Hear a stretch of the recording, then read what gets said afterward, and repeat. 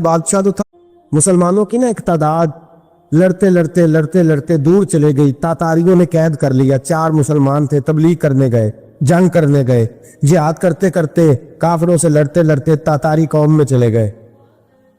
وہ قید کر لیے گئے تو سزائے موت کا حکم ہوا. 4 بزرگ تھے, سزائے موت کا حکم ہوا تو تاتاری بادشاہ جو تھا وہ بڑا خلاف تھا, بڑا سخت مخالف تھا مسلمانوں کے. اس نے کہا کہ ان کو جب پھانسی دینا نا مسلمانوں کو تو میرے سامنے دینا. اب 4 عالم ہیں, 4 صوفی ہیں, سفید داڑیاں, سر پہ امامے. پھانسی کا وقت آیا تو جو پھانسی گھاٹ ہے وہ ایک ہے, چاروں کو کٹھے پھانسی نہیں ہو سکتی. ایک کو کہا کہ ایک ایک کر کے ان کو پھانسی دو. جب پھانسی کا وقت آیا نا تو جو سب سے پیچھے صوفی تھے وہ دوڑ کے آگے آئے, کہنے لگے بادشاہ پہلی باری میری لگا. پہلی. اب بادشاہ نے کہا ٹھیک ہے اسے لٹکا دو. وہ قریب آئے تو دوسرے دوڑ آئے, کہنے لگے نہیں نہیں پہلی باری میں نے زیادہ کافر قتل کیے, میرا بڑا جرم ہے, مجھے پہلے سزا دو. ان کو پھانسی دینے لگے تو تیسرے آ گئے, کہنے لگے نہیں یہ تو میرا قتل کرتا تھا, رستے میں بتایا کرتا, ڈھونڈ کے میں بتلاتا تھا کہ یہاں زیادہ تعداد ہے, مجھے پہلے پھانسی دو. تیسرے کے ساتھ بات ہو رہی تھی تو چوتھا دوڑا آیا, کہنے لگا یہ رستے بتاتا تھا, یہ تبلیغ کرتا تھا, یہ سارا کچھ کرتا تھا, لیکن کہا یہ کہتے تھے چلو واپس چلتے ہیں, میں جانے نہیں دیتا تھا. میں کہتا تھا اور کافر مارنے اور علاقے فتح کرنے, میرا جرم بڑا ہے, مجھے پہلے پھانسی دو. بادشاہ کہنے لگا مجھے 35 سال ہو گئے حکومت کرتے, بڑی دنیا کو پھانسی دی ہے, لوگ تو ایک دوسرے کو دھکے لیتے ہیں کہ پہلے تو جا پہلے تو جا, اور تم کیسی قوم ہو کہ ایک دوسرے پہ قربان ہو رہے ہو. کہنے لگا تم ایک باپ کی اولاد ہو. جاگ رہے ہیں آپ لوگ. تاتاری بادشاہ, کافر بادشاہ, اسلام کی مخالفت کر دیں, ایک باپ کی اولاد ہو کا نہیں, ایک قبیلے کے رہنے والے ہو کا نہیں, ایک ملک کے رہنے والے ہو نہیں. اس نے کہا رشتہ کیا ہے, تمہارا رشتہ کیا ہے؟ تو بول کے کہنے لگے خدا ایک ہے, نبی ایک ہے.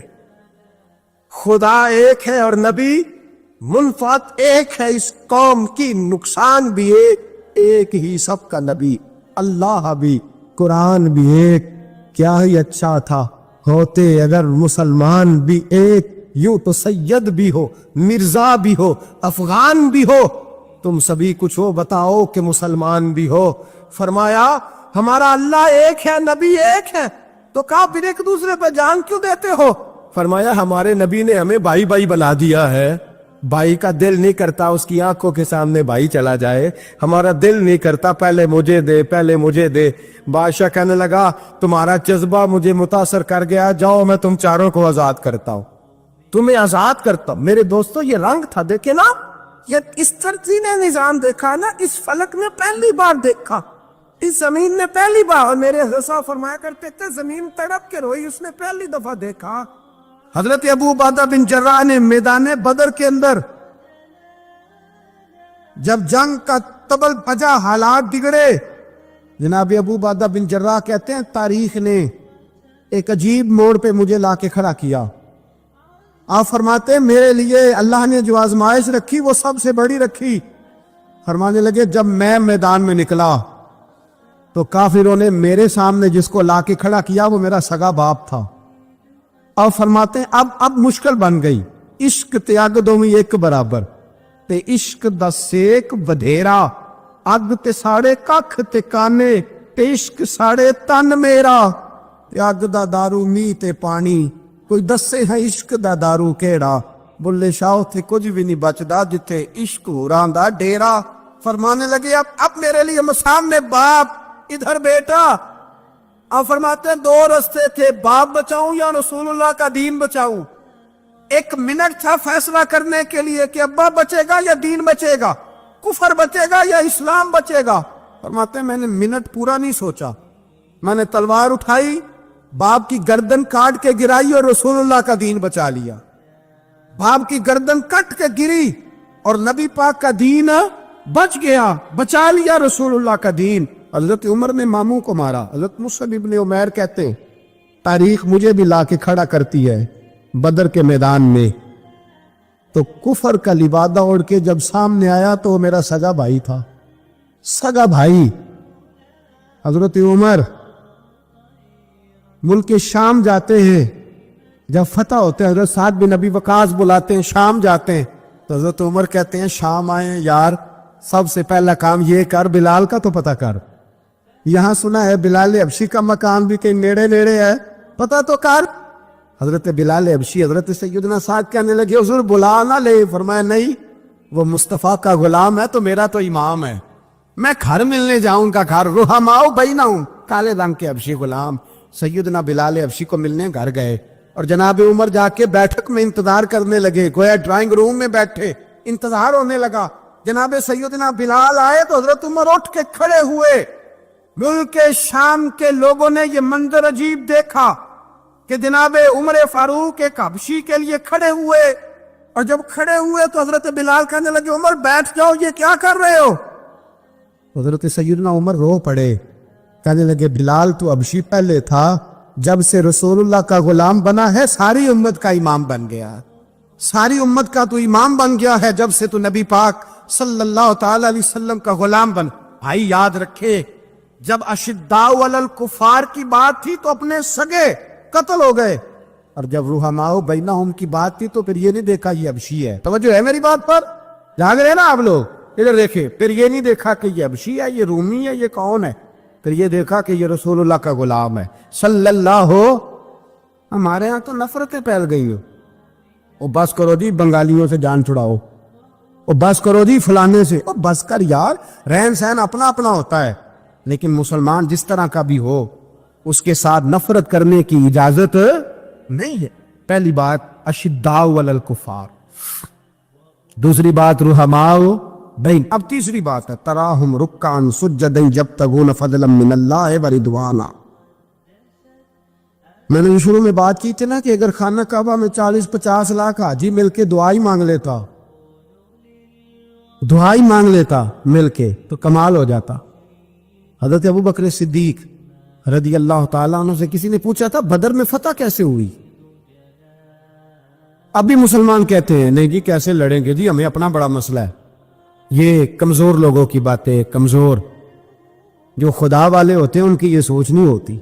یہ آرزو کرم اور میں آپ سے کروں, یہ بھیک اس کو جی دیے جس کا خدا نہ ہو. یہ کمزور لوگ ہیں جو کہتے ہیں نہیں کیسے ہوگا, کس طرح ہوگا, جن کو پتا ہو کہ ہماری غیبی طاقت ہے. ہماری حضرت ابو بکر صدیق رضی اللہ تعالیٰ پوچھا جناب بدر میں کیسے جیت گئے؟ تلواریں زیادہ تھی, نیزے زیادہ تھے, یا آپ کو جاسوسی زیادہ تھی, پتہ زیادہ تھا کہ یوں قابو آئیں گے کافر؟ تو ابو بکر صدیق فرمانے لگے نہ نیزوں سے جیتے نہ تلواروں سے جیتے, ہم جو بدر میں جیتے ہیں تو مصطفیٰ کی نمازوں سے جیتے. ہمیں جو بدر میں کامیابی ملی تو رسول اللہ کی دعاؤں کی برکت سے ملی. فرمانے لگے کافر ساری رات شرابیں پیتے رہے, ساری رات وہ ناچ گانے میں مصروف رہے, اور میں حضور کے خیمے میں موجود تھا, نبی پاک ساری رات نماز پڑھتے رہے, ساری رات حضور نماز پڑھتے رہے, ساری رات اللہ سے دعا کرتے رہے. فرمایا صبح جو کامیابی ملی تو یہ مصطفیٰ کی نمازوں کی برکت سے ملی. ایک بزرگ کی میں بات سن رہا تھا, وہ کہہ رہے تھے اب نمازیں عبادتیں ریاضتیں بعد میں کرنا, پہلے جہاد کرو. کہہ رہے تھے اب نکل کر خانقاہوں سے ادا کر رسم شبیری, عبادتیں ریاضتیں تلاوتیں درود بعد میں ہوگا, پہلے جہاد. تو میں نے کہا صاحب عبادتیں تلاوتیں درود ہو کہاں رہا ہے, پہلے وہ جگہ تو بتائیں. خانقاہوں پہ تو عرس ہو رہا ہے, سال کے بعد ڈھول لگ رہا ہے. وہ جو زمانہ تھا نا کہ خانقاہ شریف پہ شام تک قرآن مجید ختم ہوگا, فجر کے بعد 50,000 درود پڑھا جائے گا, وہاں لوگ آئے ہیں تو وہاں ذکر کرتے کرتے لوگ اس قدر مست ہوئے کہ انہیں ہوش ہی نہیں کہاں کہ کہاں گئے. وہ تو دور ختم ہو گیا. اب کہاں ہے خانقاہ میں؟ اب تو نظر نیاز رہ گئی, ختم شریف رہ گیا, عرس پاک رہ گیا, باقی تو معاملہ ختم ہے. وہ کہاں گیا معاملہ سارا؟ بھائی دعائیں التجائیں. شہاب الدین غوری سے پوچھا جناب فتح کیسے ہوئی؟ کہنے لگے خواجہ معین الدین اجمیری کی دعاؤں کی برکت سے. فرماتے ہیں بابا دعا مانگتا تھا, ہم جہاد کرتے تھے, اللہ کامیابی دے دیتا. بھائی وہ عبادت, وہ ریاضت, وہ مسلمان جو رات کو اپنے رب کو منا لیا کرتا تھا, وہ اپنی عبادت کے زور پر اللہ تبارک و تعالیٰ کی بارگاہ میں آہو زاری. حضور نے فرمایا الدعاء صلاح المومن, دعا مومن کا ہتھیار ہے. دعا مومن کا, بول کے بتانا ہے, دعا مومن کا. فرمایا مومن یہ ہتھیار چلا سکتا ہے, یہ ہتھیار کافر کے پاس موجود حضرت زید بن حارثہ رضی اللہ تعالیٰ عنہ کو نہ پکڑ کے کچھ کافر ان کو پکڑ کے لے گئے تو ایک درخت کے ساتھ باندھ لیا, کہنے لگے تمہیں قتل کریں گے, حضور کے صحابی ہیں رضی اللہ تعالیٰ. جب کافر آپ کو قتل کرنے لگا نا تو انہوں نے درخت کے ساتھ اچھی طریقے سے ٹانگیں باندھ لی, ہاتھ باندھ لیے, گردن باندھ لی, کہنے لگا بلا اپنے رب کو.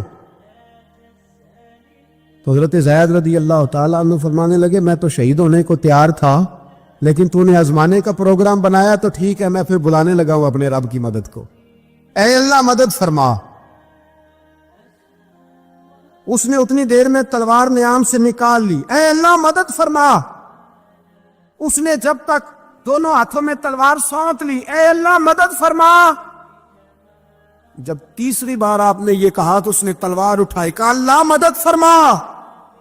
حضرت زید رضی اللہ تعالیٰ عنہ کہتے ہیں جب چوتھی بار میری زبان سے لفظ نکلے, کافر کے ہاتھ میں تلوار تھی پر گردن بھی اس کی کٹ کے نیچے گر گئی, گردن کٹ کے اسی وقت نیچے گری.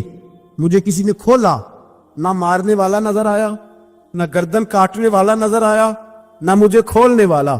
تو میں نے کہا آنے والے تو بتا تو سوئی تو کون ہے؟ تو کہنے لگے میں جبریل امین ہوں, میں جبریل امین ہوں, میں جبریل, مجھے دشمنوں نہ چھیڑو, میرا ہے کوئی جہاں میں, مجھے دشمنوں نہ چھیڑو, میرا ہے کوئی جہاں میں ابھی پکار لوں گا, نہیں دور ہے مدینہ.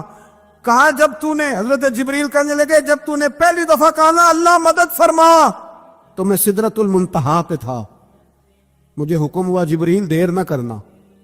فرماتے ہیں جب دوسری دفعہ تو نے کہا نا اللہ مدد فرما تو میں 7ویں آسمان پہ تھا, اور جب تیسری دفعہ کہا مدد فرما تو میں پہلے آسمان پہ تھا.